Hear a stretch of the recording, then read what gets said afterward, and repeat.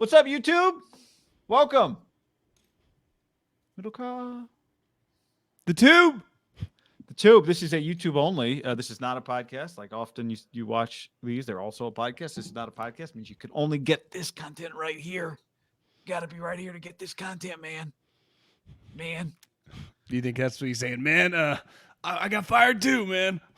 We have some breaking news, guy. Yeah, that's right. Coming in the near future, Mayock's content, I guess, will not be at Raider press conferences. Mike Mayock just got fired. Yeah, he did.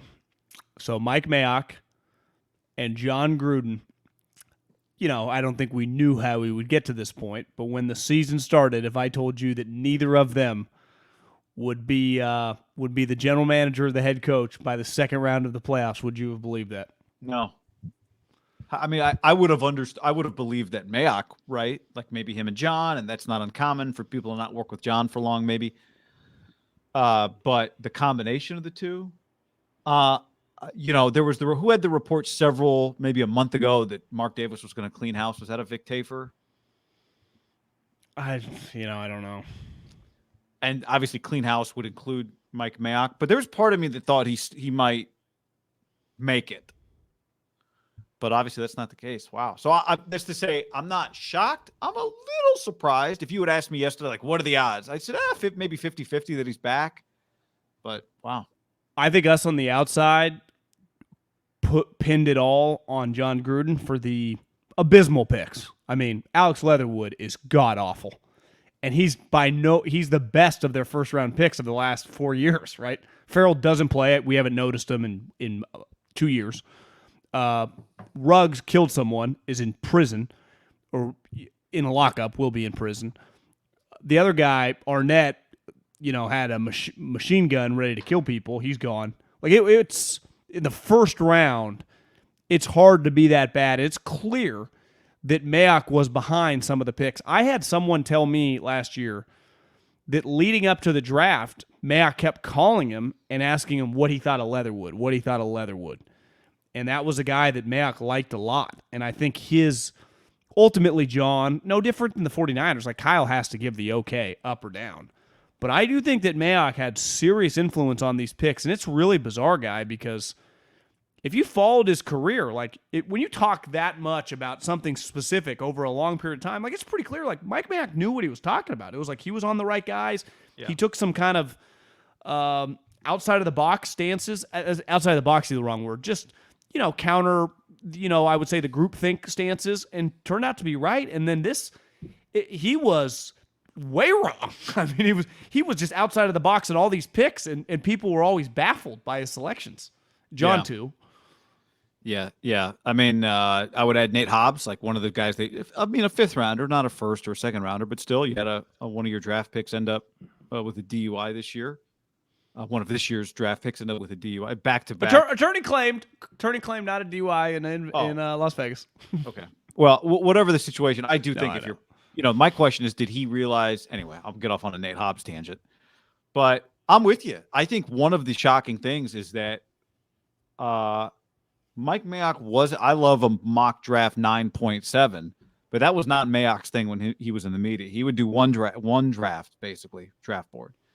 And I think he was right a lot. Now, the difference between drafting for a team and drafting for all teams is you get that one pick or those two picks, and that's all you get, right? So if you can go, I was right about 5 other guys in the first round, but if you took the wrong guy, you took the wrong guy.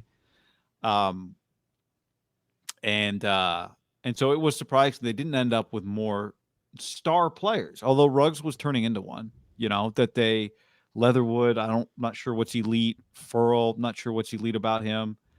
Nothing.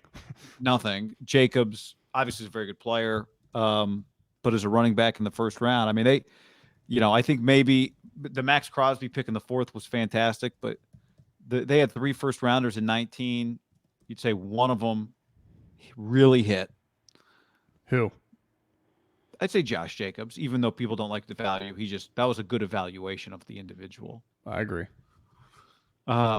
Which was clearly, remember DJ was like, Mayock loves this guy. Like that was a Mike Mayock guy for sure. I think Harbaugh's coming. You think Harbaugh's coming, and Harbaugh, I think Harbaugh, even though in some ways it was an arranged marriage with Trent, Harbaugh approved Balky's hire in San Francisco. I've always kind of heard that.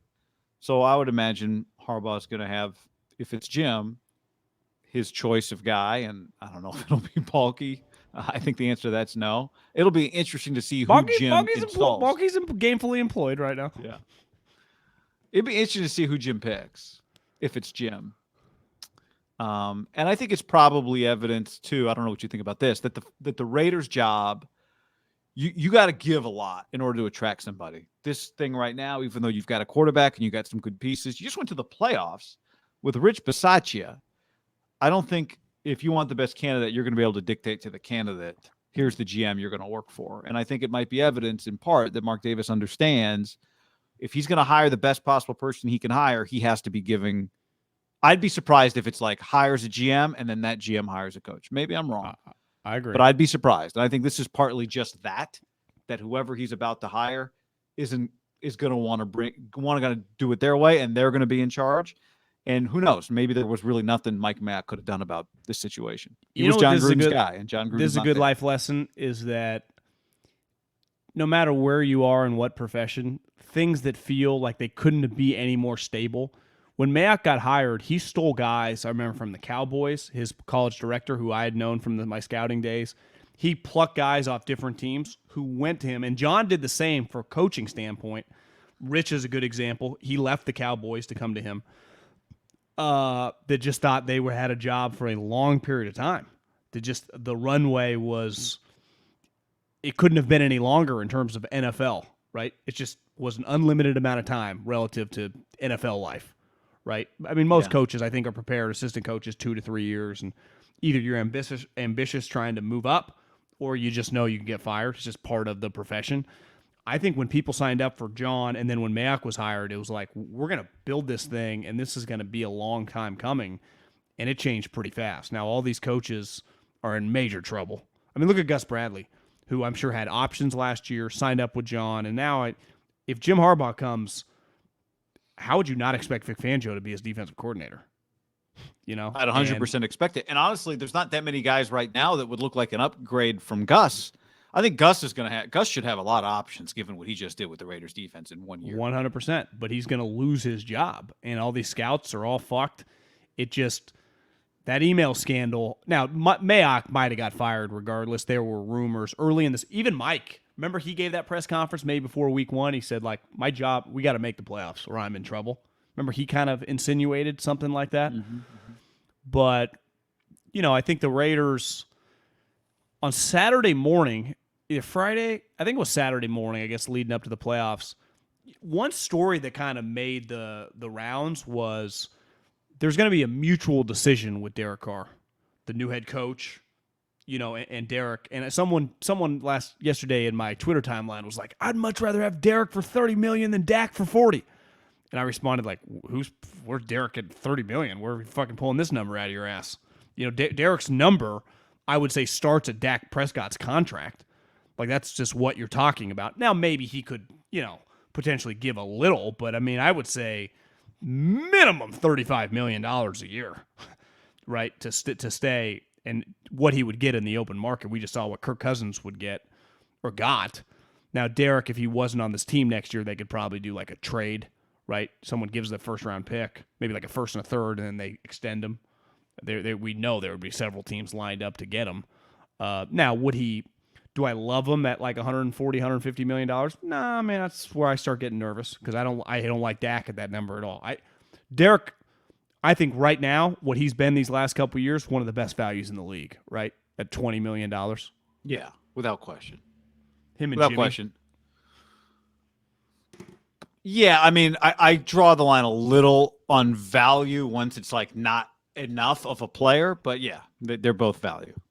Derek especially, I would say. $15 million, the difference between $20 or $23 million and 40 and 45, like what Mahomes made. That's a lot of money in a salary cap league. Yeah. Look how much just you can get a couple guards and maybe a nickel corner and a kicker. I mean, you could just get 4 or 5 extra players. And as you see in the NFL, guys just go down. But it's weird. I think Mike Mayock was a guy that people on the inside always respected. I think people on the outside, he was universally just people thought he knew what he was talking about. He got his shot, and I wouldn't call it a failure. Like he was part of a team that a joke franchise that he helped get to the playoffs for the second time in basically 2 decades. But he's never going to become a GM again. Like that's over. That's just not going to happen. Like this was a shot. He blew it on John Gruden. I don't mean he blew it. It was going to be his only shot. I would say, but if it went well, maybe it was just like him and Mark Davis had a falling out. Like it just didn't go. But that I mean, well. he wasn't getting into the league with another job. This was the way for him to get into the league as a GM. Was somebody else was somebody else hiring Mike Mayock from NFL Network if it wasn't John Gruden to be the general manager? Yeah, I mean, at this point, now that he's older, right? Because he was late 50s. Yeah, it's not like he was 40 years old. I mean, to your point, the Raiders, and I totally understand it. I get it. But the Raiders are firing a general manager after they just got to the playoffs. Are the Cowboys going to fire anybody? No. The Raiders fired the GM. They just got to the playoffs, the place they've been trying to get. They just got there. It was like, now again, this is not, not good enough. Our standards are higher. That's not what's happening here. So I totally get it. But it's pretty crazy. If you had said, what happens? The Raiders make the playoffs in 2021. You'd say, can you extend a guy that's on a 10-year contract halfway through that contract? Because that's what we'd be talking about. Yeah, the only way this does not blow up in Mark's face if Jim Harbaugh signed it up, and then he just fixes all their problems. If he's got to hire like the Dayballs and like Ziegler's and Adam Peters, like I have zero faith he has any clue what he's doing. If he's just going to hire Jim Harbaugh, kind of like John Gruden, let you do it, which clearly I think he wants to do, they'd have a chance. But I do think the Carr thing is going to get dicey because he needs a big contract. That's just the fact. That's just the going rate for Derek Carr. It is large. It is dramatically larger than anything they've ever signed, and the biggest contract they've ever signed is Derek. And I bet if you asked Mark over a cocktail, he'd be like, yeah, it was solid. Like he was good for us. I don't think he would like do cartwheels, right? He didn't embarrass us, clearly. I mean, not as a guy, but I mean as a player. But would we have wanted a little more for the $120 million we gave him? Probably.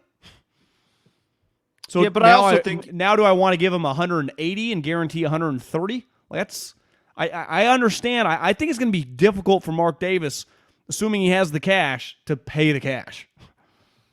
Yeah, I mean, I don't think it should be difficult for Mark Davis. I think it should be difficult for his cap guy to recommend it, or his GM to go, are we really doing this? But this is a quarterback that I think you got to the playoffs in large part because of him. You didn't lose in the playoffs because of him. Again, on a franchise that does not go to the playoffs. And I think with a little offensive creativity, a little more stability, could be a more consistent football team. So I'm with you. I think the risk is there. I also think the risk of not doing it and what you end up with searching in the desert for your next quarterback is much greater. And I think if you're a coach coming in, if you're like Jim Harbaugh as an example, ideally Jim would like to do like hey, Alex is here for a year or two, and then I can transition to my young guy, Colin Kaepernick, right? Which is what he did. It's different when you start throwing around the type of money you're talking about. But I do think, like, if you were Vic Fangio, would you have rather walked into a situation that had a slightly overpaid but pretty good quarterback? Yeah, yes, for sure. 100%. Right, absolutely. You're just winning more football games. And I think, for me, the bottom line would be a new coach would have to think, I can make the playoffs with Derek Carr as my quarterback. And if I'm making the playoffs, I'm getting a contract extension. Maybe my team's imperfect. Maybe my quarterback's making a little too much. But at least at this point in time, I think it would line up pretty well for a new head coach because you're not extending him in like your third year where now the pressure's really mounting. You're extending him right as you walk in. And so it's all great. I mean, you're a wild card team. You go win 10, 11 games. You get bounced in the first round 2 out of the next 3 years. Like, I still think, okay, now the pressure mounts, but I think that's a pretty useful way to use a quarterback contract if I'm stepping into the situation. I'd agree. But I think from Mark Davis's standpoint, from the birdies I'm hearing, I do think it's going to be complicated. Now you're talking about something be else, right? You're talking about physically writing the check. Here you go. Yeah, and I think Mark is going to be the only guy who is seriously, once he blows out everybody, who's lived through it all with Derek. 8-9 years of it. Seen it all. And now he's paid him $120 million. Right? He's paid him. It wasn't the 70 guaranteed. It was every penny of that contract. Or at least, minus whatever he's owed this final year. Derek has received every penny up until this year where he's owed like $20 or $21 million. Yeah. So it's a different experience than the new coach coming in. Now, I would say Derek makes a lot of sense for Jim Harbaugh. Just feels like that's the type of guy that he would try to win with. And Derek's value around the league, given the quarterbacks, people that need quarterbacks, it's going to be it's assuming Rodgers and Russell don't go anywhere. Like there just aren't that many quarterbacks. They don't exist. There aren't any guys coming in the draft. Jimmy Garoppolo, we'll see. And even him, it's like I don't see anyone extending him to a big contract. He got hurt for the second time in a month. He's hurt a lot. I mean, Jimmy plays gets through hurt. it. He does, but he gets injured a lot. Like the first thing I saw today was like, I've been in these draft meetings, man, these free agency meetings. Jimmy has just injury after injury after injury, and I know people are desperate for quarterbacks, and I no one questions his toughness now, but if he wasn't going to miss any practices, did you have to let that out? I would not have said anything. You're saying you would not have? Do you have to put it on the injury report midweek? Well, only if he misses any time. Which he is. Assuming, but Kyle said that he might be able to play. Like, to me, I don't think he would have had to say anything. Now, maybe Jimmy wanted it out there. Maybe you want the Packers thinking about Trey Lance again. They probably had stopped thinking about Trey Lance for their game planning purposes. Now they're thinking about Trey Lance again. Trey Lance had a touchdown against the Packers the first time? That's right. The red zone score, right? I saw someone tweet that out. Like, totally forgot. Trey Lance had a sweet touchdown in the first. I was like, oh, yeah. It was like 4th and 1. Remember? It was like a little like bootleg, and he walked right into the end zone. It was a good play. The play got people excited. I know. It's been a long time coming. A.O. Aaron says, thoughts on Dodd as a pairing with Harbaugh? Bald guy with the Colts. I've never met him, but I know people that like him a lot. I don't know. Do they have a connection? I just don't feel Jim's just going to like, who's the best 42-year-old executive out there that's not a GM? Bring him with me. Like, that's not really – you got to kind of know Jim. I don't see like a shotgun marriage with Harbaugh. There's no like, just grab Jason Light's right-hand guy, Spytek with the Bucks, and he's 44. He knows what he's doing. He'll just be Jim's right-hand guy. Like, that's Gruden kind of did that. He's like, I kind of know Mayock. Bring him on. Like, I don't. To me, Harbaugh, it's gonna be like, yeah, Jim's known this guy since '93. Like, that's gonna be the thing, right? Yeah, Jim and this guy, a John recommend somebody whose dad coached with their dad at Western Kentucky. Willie Taggart will be the GM of the Raiders or something. Well, you know, Jim's defensive coordinator is like 34 years old. Came from the Ravens. He just went to John. He's like, yep. Who's your best young guy after Blitzkrieg or whatever left? And he's like, I got this guy MIDDLEKAUFF. He started as a quality control coach. Winks taught him everything. He's now our linebacker coach. Hire him. And he's awesome. Like, their defense was sweet, and the guy looks the part. But like, that's they kind of run in a little crew, Have you worked for Jack, John, or does Jim know you somehow? There's no John's more likely to kind of go rando than I feel Jim. Look at the comment there. Ed Dodds was with the Raiders in 2003. I'm going through Ed Dodd's bio here. Does he have a wiki? I don't know, but I'm sure the Colts have done a 3-hour deep dive on his background video breakdown. Oh, there is 17 videos of Dodds up. You got to give them credit. They do a good job. Oh, I'm not making fun. I think the Colts do a really good job with that stuff. Funneling out content. Yeah, Matt, we know we started this actually. So the intention was to start talking about Garoppolo and the Niners and the Cowboys and the Packers, but we started with Mayock news. I don't know. I don't see a lot of. I got to go Colts. I have to go old school Colts.com staff directory here to get some Ed Dodds. Here's the Raider statement. But make no mistake, Jim will have control. Yeah, you got a statement. I love a good team statement. We have relieved Mike Mayock of his duties as the GM of the Vegas Raiders. We thank Mike for his contributions over the last 3 years in helping to form the foundation for the franchise to build upon in its future. I mean, this franchise has been laying the foundation as long as I've known them. Oh man, you just Florio had a good tweet. I know Florio gets controversial in terms of how, if people like his takes or not, but it was just like, you kind of owe it to Mike. Maybe you could just announce you've let Mike go before you start interviewing other GM candidates. Would that just be the respectful thing to do for Mike Mayock? I don't think they'd officially interviewed anybody else. They just requested. Okay, but at that point, unless you're considering keeping him, maybe you just make sure someone accepts your request before you fire him. Did feel probably a little haphazard where they like, hey Mark, it's out there now that we've requested these 3 guys. This guy's he's in the office right now, setting up the Senior Bowl travel. We want to measuring Mayock's desk. It's just, it does feel a little. And listen, like we talk some shit about Mark Davis, I make fun of him. Jed, Mara, none of these guys are alone. I to think that any of these guys, I'll never forget when I got fired. I just went, well, I've only had one professional job. Talking about the Eagles? Scouting players. How does anyone know if I know what I'm talking about or not? Right. And even, I guess if you become like Caserio or Ballard or even like an Adam Peters, you've done it long enough, you get kind of famous. But a lot of these guys, like how often do you personally see Rap Sheet or Schefter or something tweet that so-and-so interviewed 3 guys and you've never heard of them? Like you got no clue if the guy's any good or not. I always like the rising star in the business. This assistant tight ends coach. It's like rising star based on, is everyone reviewing practice tape? Well, is everyone making this stuff up? It's crazy. Yeah, it's all agent driven. No one knows. So, I just think that there is so much. There's a huge element. I saw not Kyle, Breer in his MMQB today wrote, I don't remember this exactly. He claimed that the Niners struck out on McVay. I don't exactly remember it like that. I definitely know they were talking to him. To me, where they struck out is that Josh and Caserio, like they wanted to do those 2 guys, and they both basically said no, right? That was their number 1 candidate, McDaniels and Caserio, and Josh said no.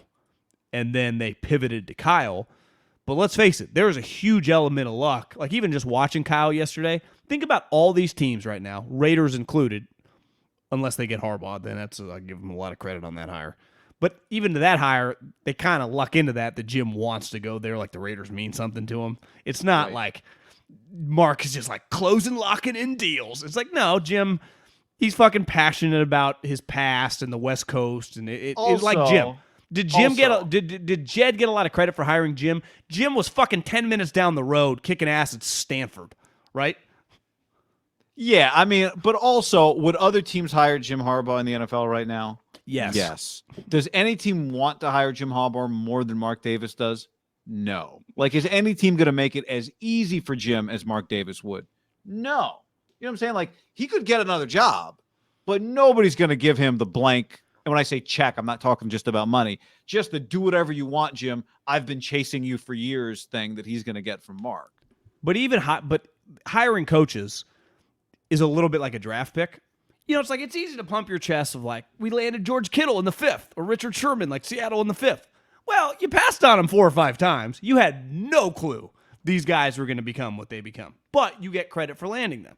Like ultimately, if Josh had been like, I'm in, Jed would have hired him. The chances that the Josh experience would have been as good as Kyle, to me, slim to none. I mean, Kyle has 3 playoff wins now, and he's just universally liked. And even when people were pissed on him, they didn't want to be pissed at him, but it was just like you just lose a couple games, people just get mad. It's football. But it's just the element of luck that he landed these guys who, let's face it, every single star player on this team right now, Deebo Samuel, George Kittle, Nick Bosa, Trent Williams, like it's all because of them. Like they didn't inherit. The one thing you'd say about Jim is like, he got to inherit a lot of sweet dudes with the Niners. Kyle did not. I mean, they fucking blew that thing up and they started from scratch. And I was thinking today, like they went, and we talked about this yesterday on just like the amount of star players and war daddies. Like ultimately, these are all Kyle Shanahan's war daddies, right? They're all his guys, which is pretty rare. Yeah, I mean, I guess early Joe Staley was not one of his, but Ward and Tart were not his, right? But here's where I give it, like, those guys were not like Willis Bowman level guys, like no-brainers. I remember they kept those guys, especially Jimmy. I was like, I don't know if I'd keep Jimmy Ward. Kyle was like adamant, and I was like, I give him. But you get credit, like when Andy first got to the Chiefs. Remember, he was winning with like Justin Houston, Tom Ball, Lee, and Charles. You get credit for doing that. But then eventually you got to kind of pivot because those guys get old, and that was always going to be the problem with Jim. Like, would Jim have seamlessly as pivoted from that group to having to to rebuild again? Who knows? Yeah, I do think if you're Harbaugh, you have been desperate. You've been in a quarterback desert since Colin's last good year. I mean, he's been looking for a quarterback his whole time at Michigan, and he hasn't really found one yet. He gets 2 swings every year. Like, I mean, he's getting to, and he hasn't found one yet. So I think if I'm him and I'm looking at this job, one of the things that's attractive to it is I know I have a starting NFL quarterback on the roster. Quarterback I can have do more than just, run a basic like a guy can make some throws. If Derek Carr gets to play for back-to-back coaches, Jim Harbaugh and John Gruden, that's a pretty incredible career. I mean, it would create such a pretty unique football life, Harbaugh stories and Gruden stories. He didn't really get that many Gruden stories, I guess, in the end. But if you can get along with John Gruden, you get along with Jim Harbaugh. Is Jim going to sign a 10-year contract? No. He's going to get more money. Right, I would imagine he'll have to get in the $10 million. Well, if I tell you he signs a 6-year deal, what would you guess the number would be around? $65 million. Yeah, but isn't that the going rate for top guys? Yeah, I'm just saying, like Mel Tucker just signed for $95 million. Yeah, well, exactly. Well, he can't come to the Raiders and make less money, so maybe he does have to sign for $95. Matt Rule signed 7 for $63. What do you think Jim's like? Rule's getting that. What am I? Yeah, Jim can't. Jim's got to go like 6 for 70. You could even go like 5 for 70. No, I'm not doing 5. I don't want any pressure on me like year 4. Like, nah. The good thing with Mark is there really pressure. There was 0 pressure with Gruden. You just have to not get in trouble. Yeah. All right, John, other news? This was big news today. Other news? Oh, here's some news for you. The Cowboys tried to steal 3 yards, John. On that snap, why do you have to let the official? Oh, you can do this. I kind of like that. Why does the official have to touch the football? Because as you said on the last podcast, you don't get to just put the ball wherever you want to put it. The Cowboys' last second snap came at the 24 after the official moved it back like a foot and a half. But Dak is sliding. Here he is at the 7-yard line. If you think this is the beginning of the slide, then it's the 28. But let's just it looks like the Niners touching him right there, right? I mean, he's right next to him. His knee's not down yet, but you would say he's beginning a slide right there, right? I would say at the farthest he's going is the 27-yard line. Yeah, he's definitely sliding here. You could argue maybe he's sliding here, but he's definitely sliding here at the 27. Wasn't the new rule, too, in the NFL, the give yourself up thing? Like, the moment you start your slide, that's when they can't hit you. You're down. Yep. But the ball was at the 24. So anyway, just that little piece of information. Yeah, I mean, I saw. Did you see Mike Silver's tweet about Kellen Moore okayed it, Mike McCarthy knew it, and he was cool with it? Yeah. And then I saw a lot of people tweeting out that, former players.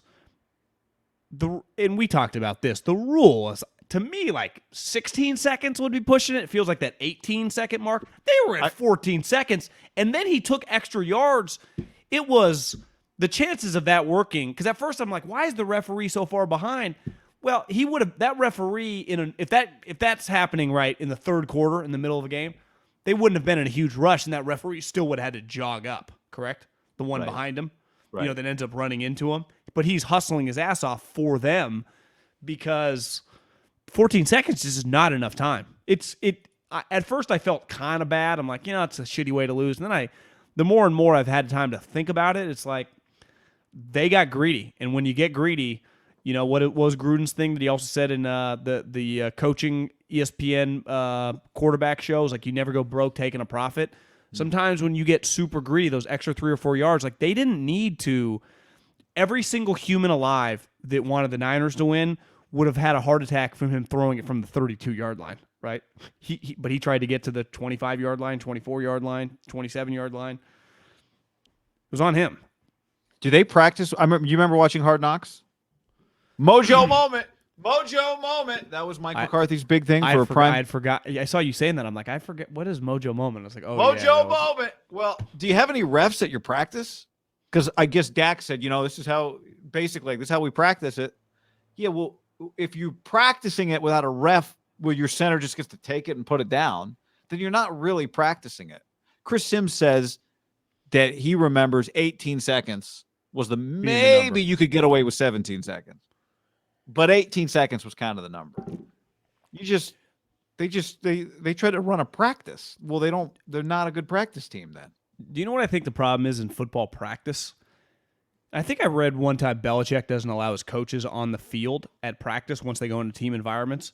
You've been to a million practices. You know how sometimes like the assistant coaches are like halfway in the huddle, like telling, like, this is not normal. You don't get to just run out there and tell Fred Warner, like, you got to be 7 yards this way. No, you're on the sideline. And fucking people, no one can hear. We got referees.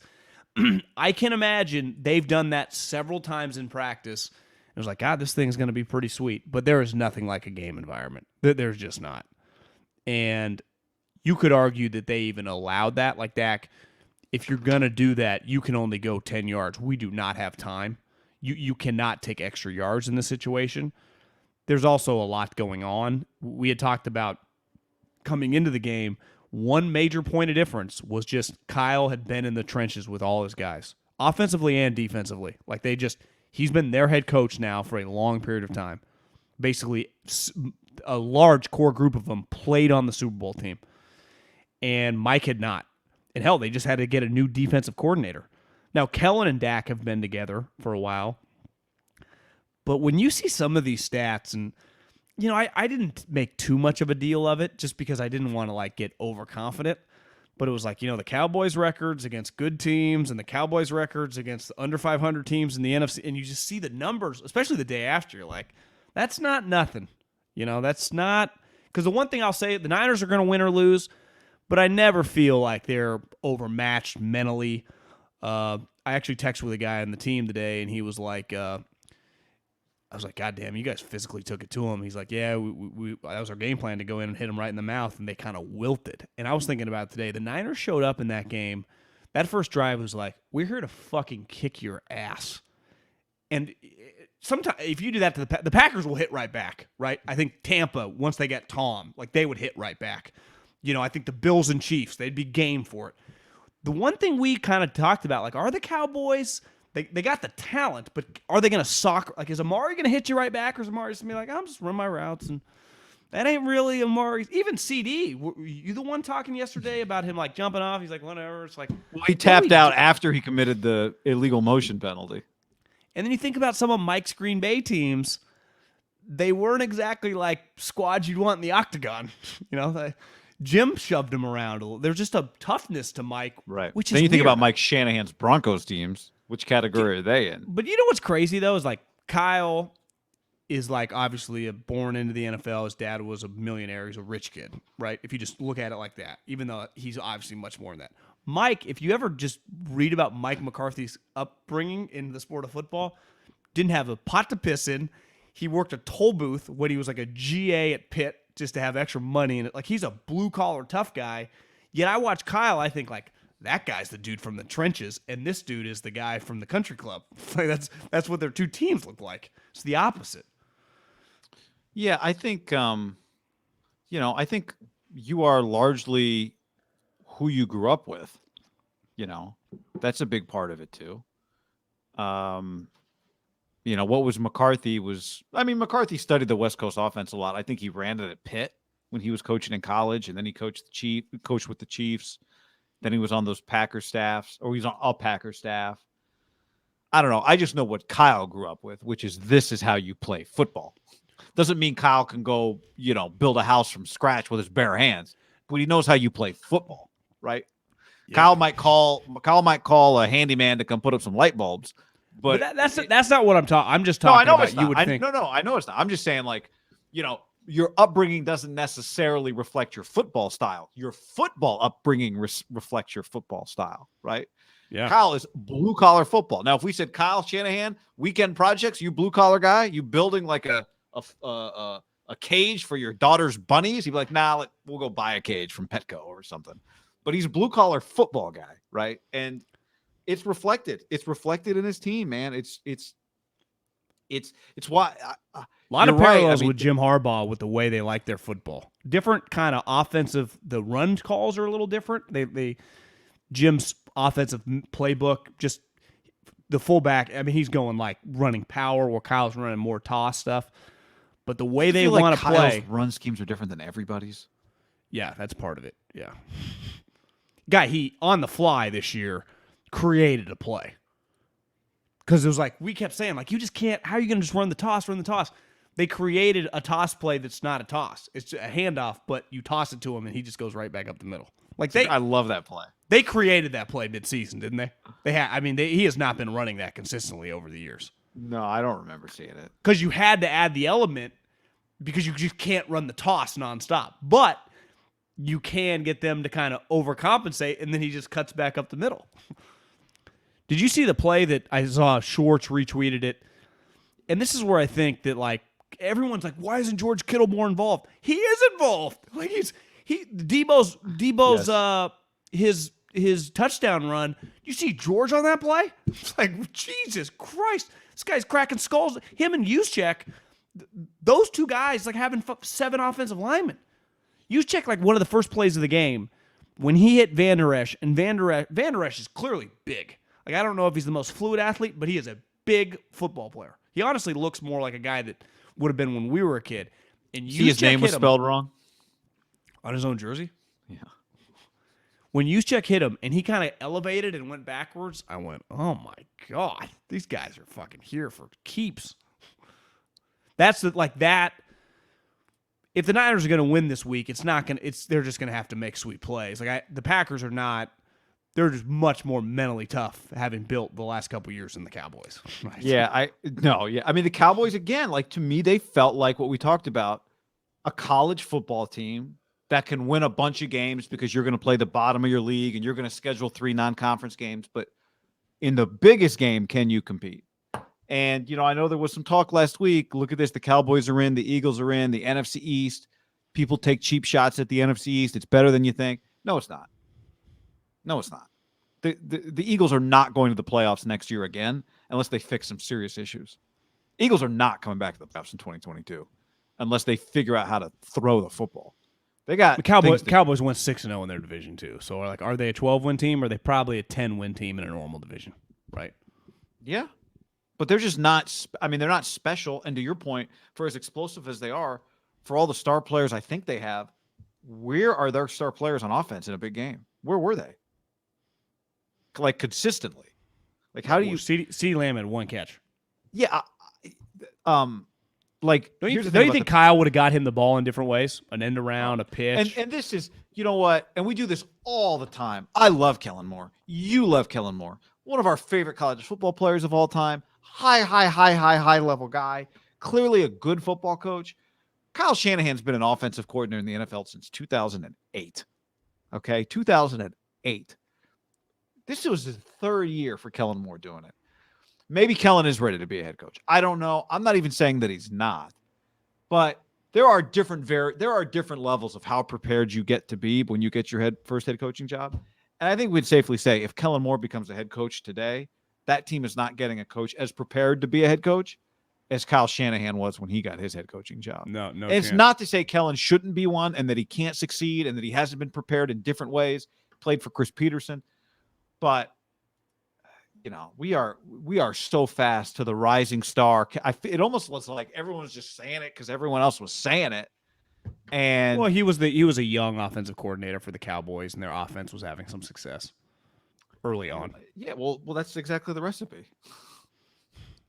That's how you become a rising star. But it's not off any like real evaluation of. I mean, Kyle, really, it's kind of crazy. I think, John, it's crazy the game was that close. And I think it is. Kyle took him to the woodshed. But they cannot, like, they play that same game again because they just won on the road in the playoffs. That's impressive, period. They play that same game again. I think they're losing by 10 to Green Bay. 10. Yeah, I mean, it might have been 20.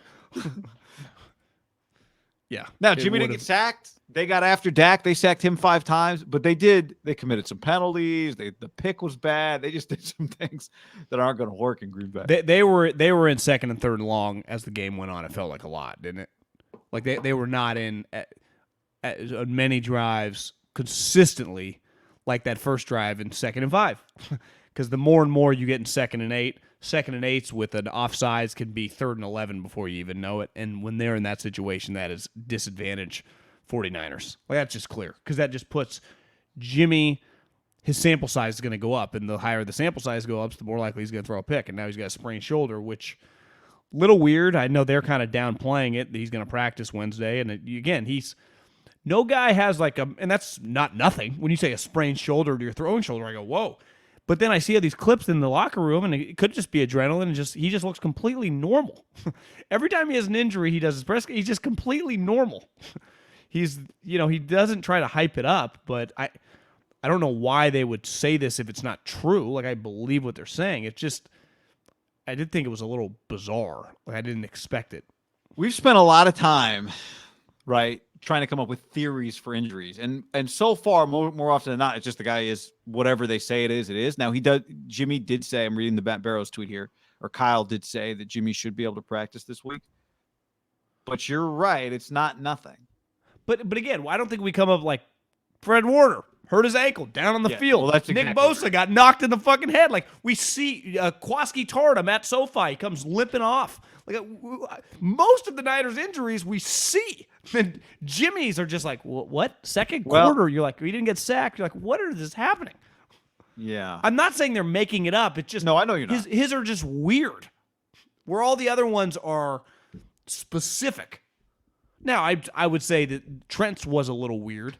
It's like, when did he hurt his elbow? Which is a harder thing to see, but it was clearly like he couldn't go. He didn't practice all week. He was injured. I'm not saying Jimmy's not injured. My point is we just never see him get injured.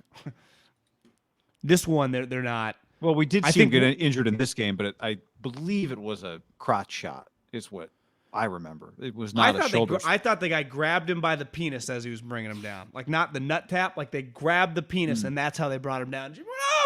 No! The one thing I would say the difference, at least with the messaging from Kyle, especially, I mean, time's ticking, right? Tomorrow technically is Wednesday of a game week. Is when he hurt his thumb, it was clear, like, Jimmy's that week is in major trouble, and it was. He didn't play. That is not the vibe. Like, I just expect Jimmy to play with an injured thumb and an injured shoulder. I expect him to practice. I mean, yeah, the thumb has not really been a factor, has it? No, he's thrown high his whole career. Or low, the ball in the dirt to Kittle. Which was a good throw because that would have been a problem, right? Because he would have fumbled. Well, if Kittle catches it clean, maybe he doesn't end up in who knows. But yeah. Jimmy's king of like when it's all broken down and his only option is the guy 5 yards behind the line of scrimmage with like 2 defenders right around there. It does feel like a lot of good quarterbacks skip that thing. Jimmy's like, I'm going to boost his completion percentage. Boom. You're like, Jimmy, it's 1st and 10, and now it's 2nd and 17, and you got a completion. What's the point of this? I watch a lot of football. He completes that ball more than any quarterback I've ever seen. Yeah. Just skip it. Just hit their feet. Brady's the best at that. Like, fuck it. He just like throws it at people's shoes. Where I bet he's caught a couple guys like at the right, probably hurt. I was like, oh. Jimmy's like, George, I got you. Fred, this coming your way. Elijah, here comes a looper. It's like, bro, what are you doing? I wonder sometimes if the coach is on the sideline like, intentionally drop it. Just hit it down. Jimmy has several completions every game behind the line of scrimmage that do not make it back to the line of scrimmage. Well, it'd be one of those classic, like, I was listening to the Sims podcast today, and Paul Burmeister was on with him. I was hoping I'd get Ahmed Fareed, but Burmeister was good. He goes, I guess he's doing like one of those skiing events in the Olympics where you, I don't know, do some tricks or whatever. Burmeister is in the Olympics skiing? No. He's one of the broadcasters for NBC. I was like, damn, he's got a side gig skiing? And he was saying that the way it works is there's style points. And for your style points, your best thing and your worst thing get taken out. So his point was like, with Garoppolo, it feels like if you took out Jimmy's best thing he did in the game and his worst thing he did in the game, it'd be like a pretty even game. But of course, you can't do that. You include all the things that happen in the game. Problem is Jimmy's like best play, like if you just look at his best play every game, especially against good opponents, is really good. Well, I think he makes more, like if on a scale of 1 to 10, I think he makes more like 7+ plays than he does like 3- plays. My counter to that would be his picks typically lead to a touchdown. Maybe not a pick six, but to a touchdown drive. Yeah, he does not throw that many touchdowns. So if he gives up a touchdown, he's only going to throw 2. So you see Mahomes and Allen, I was like, they combined for 10 touchdowns. If Mahomes throws a pick that leads to a touchdown, he's like, well, I'll counter it with 5 more, right? So it's like, I gave up 1, I scored 28. Like, it's like, whatever. Jimmy's balance is, he just, when has Jimmy ever had 3 touchdown passes in a game? Well, it doesn't happen a lot. We could go look at the game log. I think this goes back to a point from several months ago, which is that the Niners are like a basketball team that can't shoot threes. All their plays have to be like beautifully designed and curated, bespoke curations. Post? 7 bespoke post. It's like 17 plays with like all these perfect touches, like some painter. And it's like, sometimes you just want to throw a bomb. And that's where it gets hard because you have to make like 3 or 4 7+ plays on the 1 to 10 scale just to get the ball down the field. That's asking a lot, which means that 1 big negative play wipes out 3 positive plays. So you're right. It's not a 1-to-1 ratio. It's like 3 good plays, 1 bad play. Those are basically even because the bad plays can be bad. Yeah. Very important for Kyle's first drive to result in a touchdown because there are going to be several Jimmy drives that result in just giving up the ball relatively quick, 3 and outs if he's not turning the ball over. Yeah, or just a heart attack. Because if you're not able to gain any yards on 1st and 10, it's a 50-50 chance they're going through 3 and out. Because then 2nd down, if that play doesn't work, 3rd and 10, it's very hit or miss. You'd say it's hit or miss for most people in the league. I would say Jimmy, even when he was playing well yesterday, every time the ball travels outside of the screen, you're kind of holding your breath. And some of them yesterday were like hitting Ayuk in stride. It was John, like some great passes. Was still in the screen that got deflected up in the air. Oh, the play where the guy jumped up? Yeah. So what was the result, do we think, on the Brandon Ayuk? Did Ayuk, most football people think that he flattened it out, he should have gone vertical? Is that what people are saying? Or vice versa? Well, there's a lot of debate about it. I posted the thing that a former NFL receiver told me. When you beat a guy that bad, the quarterback and the receiver usually can kind of both adjust, and you take that route a little more to the pylon. But I think what's funny is like the guys who I've texted with a couple guys who played football today, who both are like, yeah, it's kind of great. It could be this, it could be that. Twitter's like, it has to be this or it has to be that. And like the football guy's like, well, it depends. I could understand Ayuk in that spot playing it safe. Like if it's flatter, it's safer. And to me, when you say flatter, you mean like he goes toward like what he did out of bounds, as opposed to angling it back up the field and kind of ad-libbing it. If it's flatter, there's no way the safety is getting into you. Whereas if you angle it up the field, right? And you could argue, I think, that playing that flat the way Ayuk did would be the right play, given the circumstances of the game. You're up at that point big. It's a 3rd down. Just keep possession. You don't need to hit home runs. Just keep possession. But if they practice it, hey, if you really beat the guy, angle it up. I don't know. The part of it, too, is you're so used to seeing Jimmy miss that throw. Somebody in my timeline or somebody tagged me in a post where somebody said, well, Julio, who did you miss from like 1 foot away? Yeah. Somebody tagged me a post where it was like, well, Julio flattened it out, in some route 3 years ago with Kyle's offense, or more than 3 years ago, I guess. See, that's the way it's supposed to be run. And I sent that to my guy who played several years in the league. And he's like, well, I think it's a different defense. So it's not, he's like, I think they're playing single high against Julio and quarters. He broke it down. He said, I wouldn't just assume because Julio did it, that's what Ayuk's supposed to do. But again, his point was, I don't know what Ayuk's being told. So it could go either way. Did you notice a couple times early in the Brady game? You could tell. But Romo, by the way, said he thought Ayuk was supposed to take it upfield. Did you notice a couple times early in the Tampa Bay game that Tom was on point, and he was pissed off at his wide receivers a couple times. Like, keep fucking running. He dropped one of those, like, keep going. And it's like, Tom, you have set rules. It's clear. To me, Jimmy, I don't put under the Rodgers, Mahomes, Brady umbrella where we're really like, we got tried and fast rules. To me, you throw a lollipop there, he bread baskets, and even if he just falls on his ass, like you just complete that ball. Like to me, Jimmy, that is the classic Derek Carr. I'm not going to overthrow you. I'm not going to risk throwing the rope. I'm just going to lollipop it. You might have to stop, Willie Mays it, and you can just roll on the ground. Like, it just has to be completed. It is not like Brady's allowed to, like, scream at you for this, that, and the other. Well, Brady, you always know who did the wrong thing with Tom, because Jimmy never yells at anybody. No, but, I mean, Tom knows what's supposed to happen. That's true, yes. And in fairness, like, they had a couple guys yesterday, obviously Evans, but it's Perriman's on their team. Like, they're rolling. Their team is a little different now, missing some of these cats. It's like Godwin ain't walking through that door. AB ain't walking through that door. Now, if Evans is going to dominate, they'll be fine, but Fournette coming back? I saw today he, might not. They lost Wirfs, their right tackles. Now I saw a game time decision. Like they lost a couple guys in that game. Jensen on top of all the guys that were already gone. Back.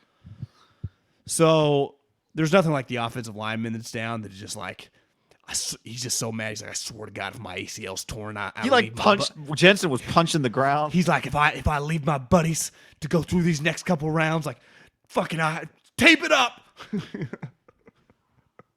Some wide receivers are like, grab the cart, I'm out. Offensive linemen are like, you got to drag me away. As they're kicking their ass, too, right? Wirf's on the sideline. He's like their star right tackle, like trying to work his set. They're bring him back. They're up 4 scores. He can barely, like, stay erect. It's like, what are you guys? You guys are crazy. The NFL is just, it's a bizarre place of just machismo nut jobs. Thank God it's entertaining to watch, but those guys, Wirfs and Jensen, just want no part of missing a snap. None. I bet Brady likes those guys a lot. Their O-line with Tampa does feel very New Englandish. Just like they're just tough, gritty group. Gronk actually looks fantastic. Like it's been a good signing trade for them. And I told him you can't because I retired. Someone asked him something the other day. Oh, they're like, I saw this. He's a USAA member. Someone asked him, like, Rob, 2.2 seconds this season is the fastest Tom ever is getting rid of the ball. Rob's like, no, it's 2.11.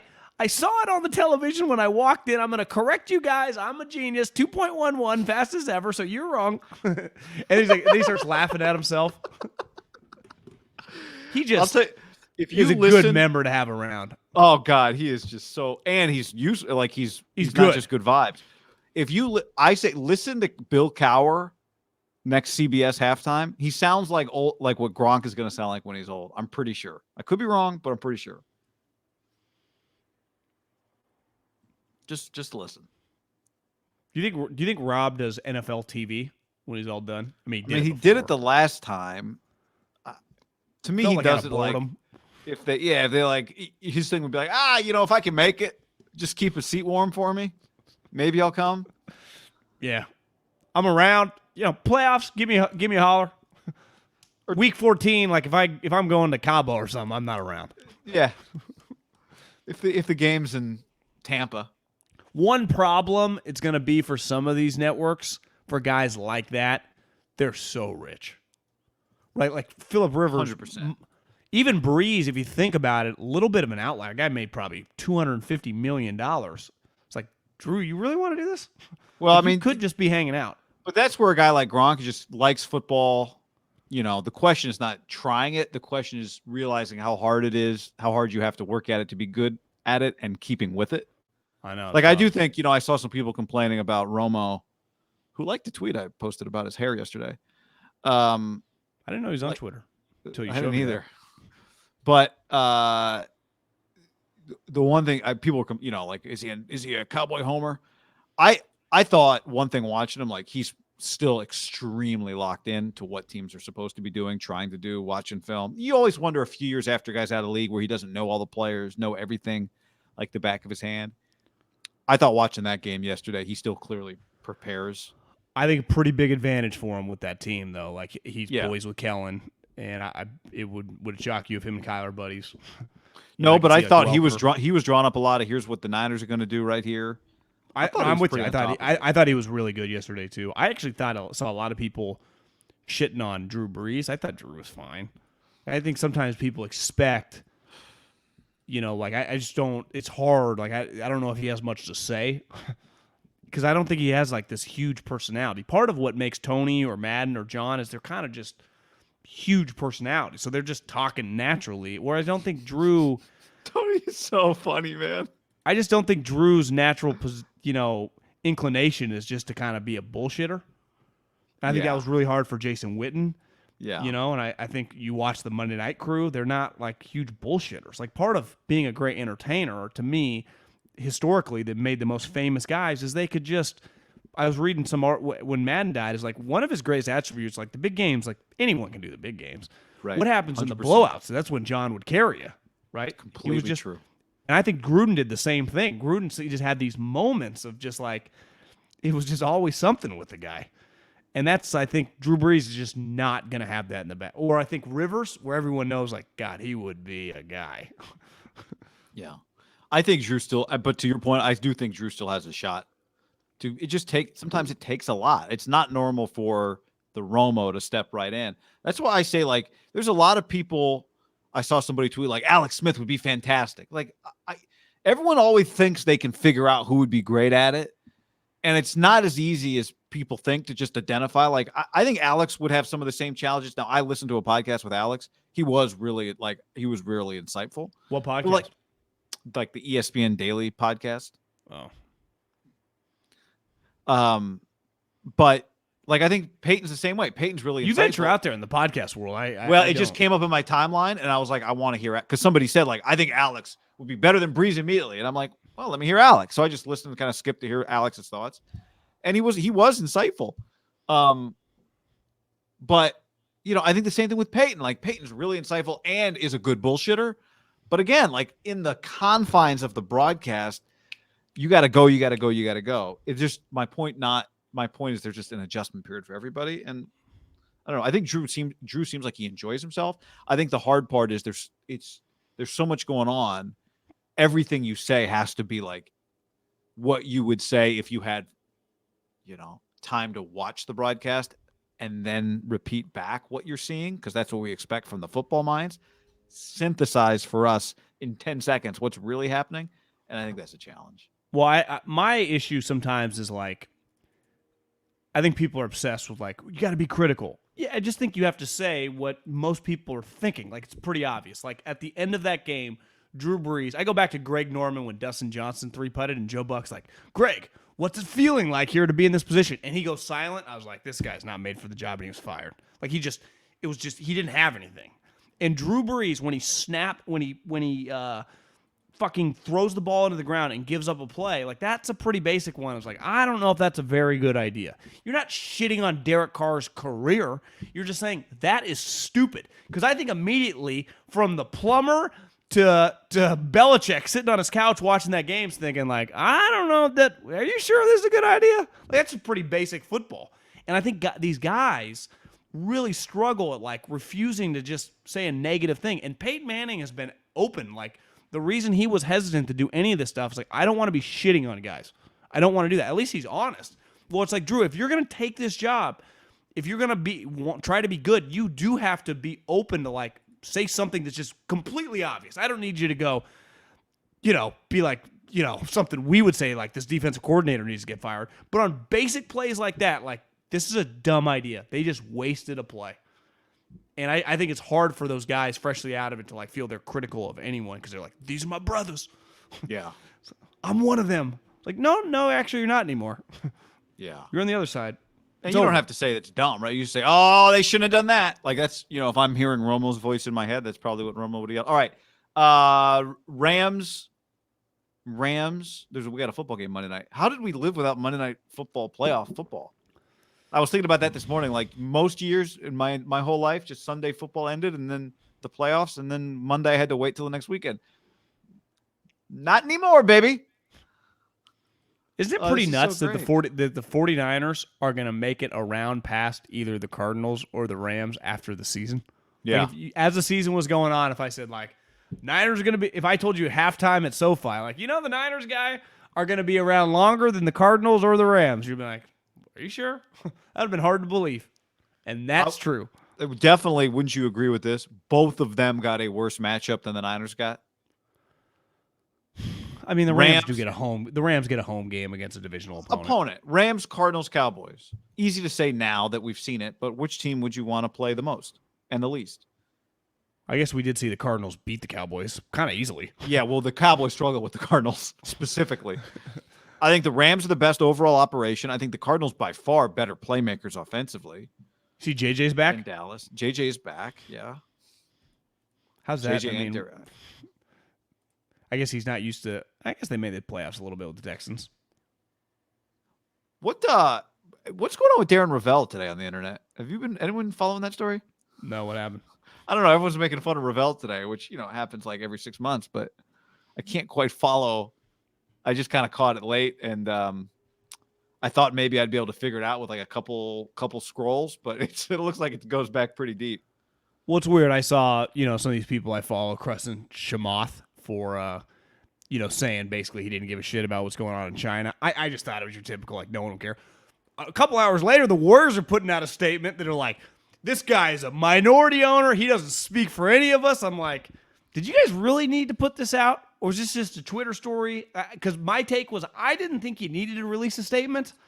But I understand you feel like everyone starts tweeting at them like, Warriors, what do you have to say about this? Right? If you're Joe Lacob, you probably just want to say something. But does Joe Lacob run the Warriors? Like, does he see the mentions?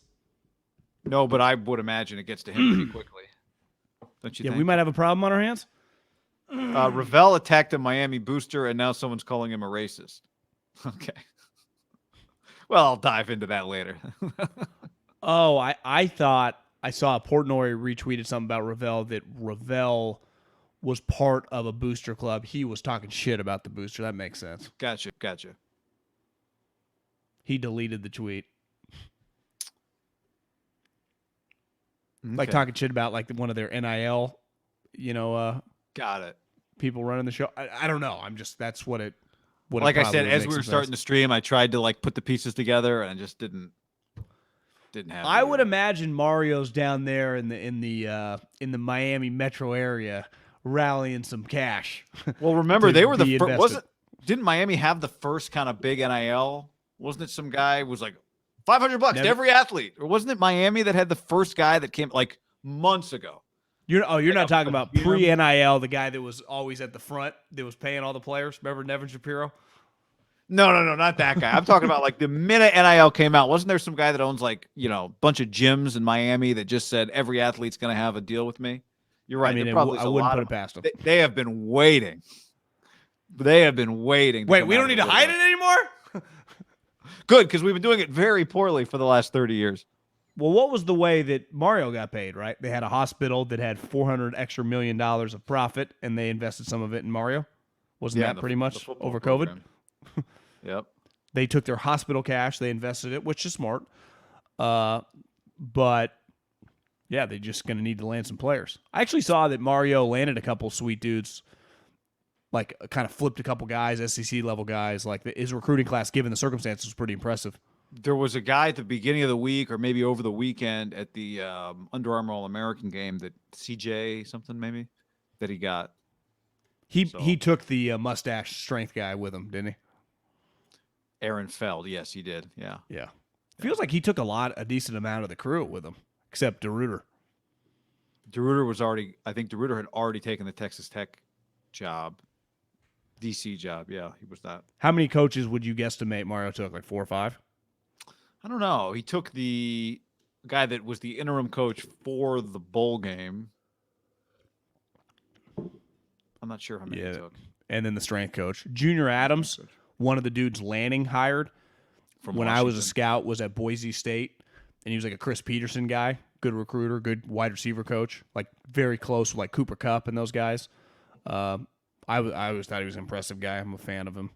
He became the Washington offensive coordinator this year when Washington fired its offensive coordinator. He was the receiver coach there. Dan Lanning's brother was the offensive coordinator. What was that guy's name? The dude that got fired, the OC. Oh, Donovan. Lanning? John Donovan. Oh, John Donovan, not John Lanning. Donovan, yeah. Yeah. What are my updated NFL playoff next weekend? Rapshi says Mark Davis still plans to interview Rich Bisaccia. Okay. I say that thing's over. Jim will already be in the building. We got a line Niners. Did I see Niners Packers was like 5.5? 5.5, yeah. Some of the early lines are kind of interesting. We got a lot of money to play with, guy. I'd be down to do $1,000 bet. I just don't know the game. I saw the Chiefs are -2.5. Niners are +5.5. What's the other game? I think the Bengals are +3. I kind of like Titans in that game. Feels like there's going to be a lot. I wouldn't be surprised if that number. Titans -3.5. I wouldn't be surprised. Would you right now? Do you think that number stays the same, gets bigger, gets smaller? I could see it getting a little bigger, maybe 4.5. You think? See, I was going to guess that people start taking the Bengals, but maybe not. I'm not going to try to. You and I were texting about this. You're at a pretty big disadvantage. You always were, but now there's just one team with the bye. There used to be two teams get inserted into the playoffs. Now there's just the one team. Like the Titans and the Packers. I mean, the Packers get a Saturday night game. I understand it's television, but holy moly. What a huge advantage for them. Yeah. You mean that you're playing a team that just played on Sunday on Saturday night? Yeah, then the Packers immediately today, what do you think they did? They started doing walkthrough stuff against the Niners, where the Niners are just like, everyone's in like ice baths and like no one's able to do anything. You got Kyle McDaniels and D'Amico just like banging away film as much as possible. Even though, it's for an uncommon, right? They're not a divisional opponent. Is it fair to say the Packers have become a pretty common opponent for the Niners? Yeah, and the good thing for them is they didn't have to wait for another game to figure out, they're not playing tonight's opponent. That wouldn't be fair, right? So they knew who they were playing the whole time. And I think for Kyle specifically, it's probably a pretty streamlined prep. I'm not going to say it's an easy prep, but a streamlined prep. Like, what do you think Arians' Bulls have been doing today? Like, just like, hey, we'll see you Tuesday morning. What, Tom? You want everyone in practice tonight at 8 p.m.? Okay, tonight at 8 p.m. Yeah, it's like, well, we don't, because my thing would be like, we don't, just listen, pick up your kids, watch the game, and then we'll send out a group text, and it's late. We'll see you here, meeting tomorrow, 8 a.m. We'll get rolling. Aaron's like, work? You see, I can barely walk. You think I'm going to come to work? Arians, man. Do you think the Niners, it would have been a much easier opponent playing the Bucks than the Packers? Much easier, strong, but just who would they rather play? In Tampa long travel. In the warmth. Yeah, I used to think.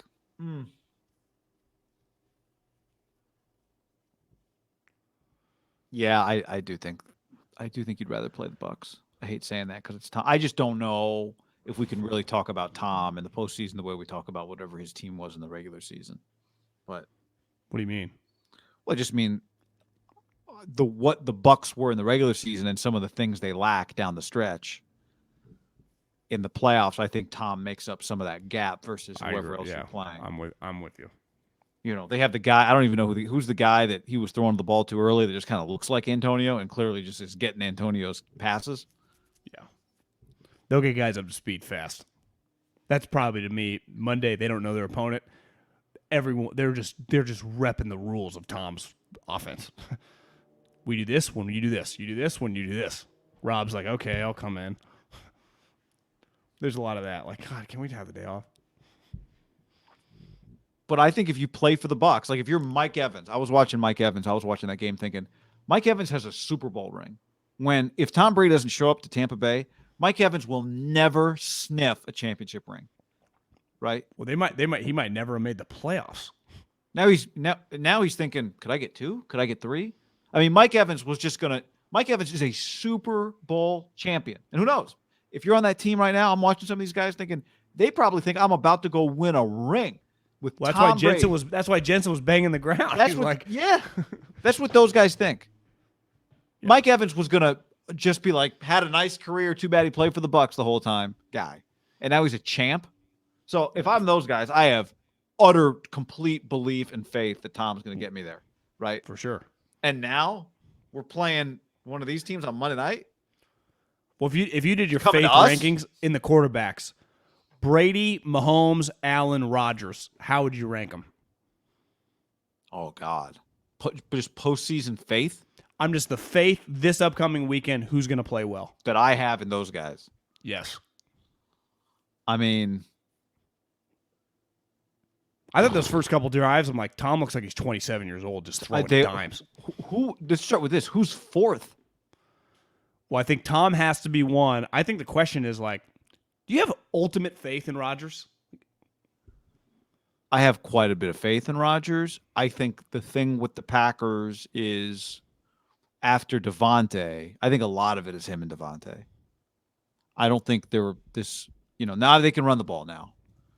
But you get a weather check? I'm going to type in Green Bay, Wisconsin, see what we're looking at. I mean, I guess you would say whose lows have been the lowest over the course of a season? Josh Allen's probably. Yeah. Lows.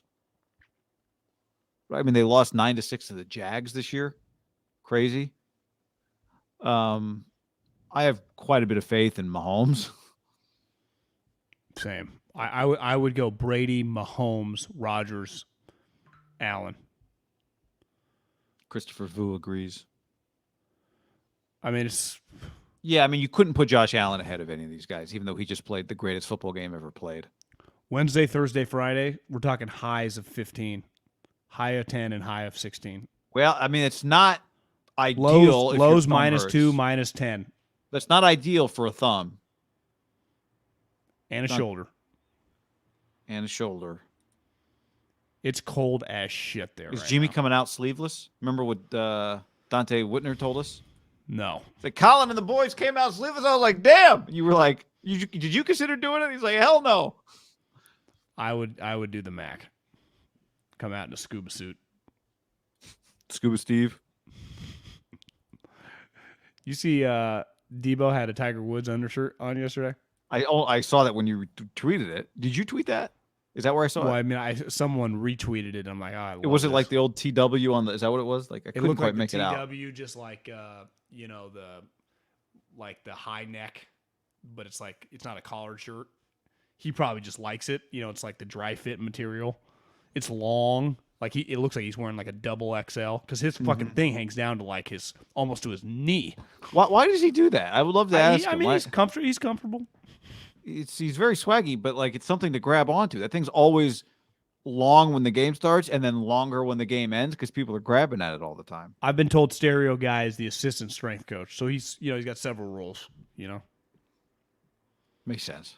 Did you see Kodak Black? I didn't know that much about Kodak Black until he was at the hockey game this week, and it looked like he was having sex. Did you see that thing go viral? He was in a box. It turns out she was just dancing on him. All right, hold on. Found it. Yeah. From afar, it looks like he's having sex, but then there's a close-up where he's clearly not. And she claimed they're just friends. But I can't even tell what's happening in this video. Yeah, you got to watch it several times. Looks like he's bending her over. You know the movie with McConaughey where he's like he runs drugs through like Ireland? Have you seen that movie? It's really good. It's Dallas Buyers 40? No, not the cancer movie. This is more recent. It's got what is the McConaughey movie? Somebody in the chat might know. McConaughey drug dealer. It's funny, but it's not. It's movie. Anyway, I've gone too far already on this. It's The Gentleman. It's a good movie. Anyway, I haven't seen it. There's this reminds me of a scene from that movie. But you haven't seen The Gentleman? That's an easy good watch. Is it a relatively new movie? Yeah. 2019. It's good, really good cast. Colin Farrell, Hugh Grant. Wow. Yeah. How have I not seen this? The guy from Billions, the son from Billions, who what's his name in Billions? Who like turns on his dad. Yeah, I've watched it more than like it'll come on TV. I'll watch it because it's just good. It's just it's a Guy Ritchie. It's just Where do you watch it? I just see it on TV. I've just watched it multiple times with commercials. I think I probably rented it once upon a time. I'm gonna check that out this week. Yeah, The Gentleman. It's a good movie. McConaughey's like that. Oh, here we go. The, What in the the king drug dealer. The Kodak Black is what I'm watching. What That's in funny. God's name? I know it's a crazy world we live in.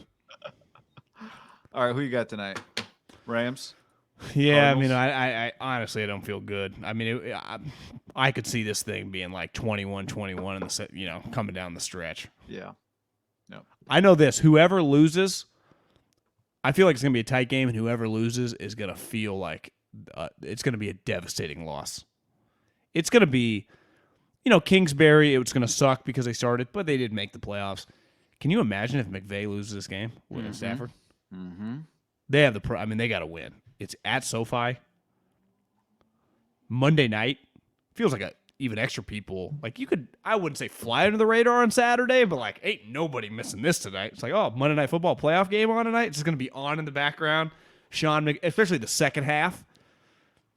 Can you imagine if Sean's losing? It's a big night for him. It's hard. I mean, it's going to be tough. Stafford's going to have to win this game, which he should. Then he's going to have to beat the Bucks, and then he's going to have to beat either the Niners or the Packers. I don't see it. I don't either. I don't see it. This to me sets up pretty well for Green Bay. They get the Niners off a short week. Some of their guys are banged up now. They get them at home, and then they get a long week the following Sunday for either Tom or one of these clowns. Like this is kind of Rodgers' year to minimum be in the Super Bowl, right? Yeah, I mean, I know Tom can play in the cold. Can his squad play in the cold with a crowd? They didn't. There weren't crowds last year on the road. Their defensive front seven, I think, would translate. Vita Vea, he feels like a cold guy. He played at UW. Sue, cold guy. Yeah. Evans feels like he's made for the cold. Yeah. Gronk. Arians limping around on the sideline. Bowles. You see Arians hit the guy? My first thought when I saw that was like, thank God this isn't college and we have to pretend like that's a bad thing to do to a player. Player turned on him like, who the hell just hit me in the head? And then he realized it was his coach. Well, do you think Arians he thought he was about to get a penalty for doing something stupid? That's what it looked like. It seemed A like the player kind of couple people tried to pretend like it was a big deal. Like, I'm sorry, guys, no one gives a fuck. No, a couple people in the ocean of takes. I need more than a couple takes for me to say people are saying. Same. In the ocean of takes. You see? How about the Stephen A. Michael Irvin video today? Did you see that? Everyone seemed to love that. Actually, was funny. Yeah, is Michael Irvin his co-host? I don't know what the situation on that show is. Because that's an ESPN show, but Irv works for NFL Network, or is that not the case? I think he's his co-host now on First Take. That he got Max fired. I think, and that's Stephen A.'s lane, right? It's been since even Skip that he talked shit about the Cowboys. Is that See, I guess I had forgotten. I didn't know that it was, but I guess since Skip, you might as well stick to your guns on that. And they did show a lot of like crying fans last night throughout the game. It was a little bizarre. What's the story on the one woman who was really like there was upset people, and then there was the woman who was crying, like really crying. Family member of a player, maybe. Maybe her boyfriend had just dumped her. I don't know. Could have been something else. Irv is co-host once a week. All right, I should put Irvin and Ravel on the show tomorrow. I don't think Stephen A. and Michael Irvin give a shit about. I guess Irvin could get fired up about the U. Yeah, the U. That's All right. God damn it, we're the U. Podcast coming on we'll be back tomorrow, Tuesday, for a live show. There was a dude crying. Okay. Just keep swinging our pick. All right, y'all. Enjoy football. Monday Night Football. Go get it. Rotating co-host. Those never work. See ya.